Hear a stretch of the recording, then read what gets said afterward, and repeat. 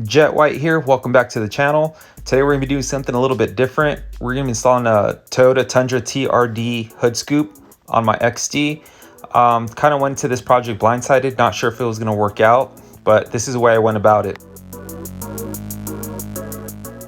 So this is the part number for the 18 to 20 Toyota Tundra TRD hood scoop. This hood scoop's a little more low profile, just a sharper look than the previous models. And right off the bat, I knew that this part was a replacement part and it was an accessory, so I knew I was gonna have to do some cutting.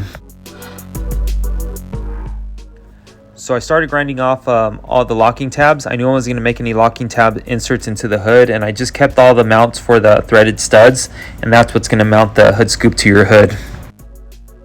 So with the threaded studs installed, you're gonna lay the hood scoop on a cardboard, and that's how you're gonna make your template. Just kind of trace around the hood scoop, and then you're gonna press down firmly onto the cardboard. That way you could pierce the cardboard with the threaded studs.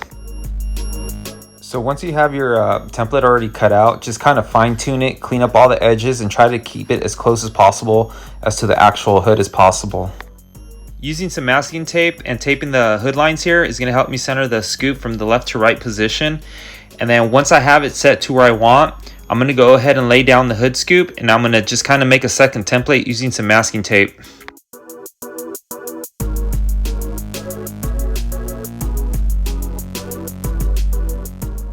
Once you have your scoop in position, you could go ahead and lay over the cardboard and start making your pilot holes for the threaded studs. And just be sure that you're happy with the position before you start drilling, because once you start drilling, there's a point of no return there.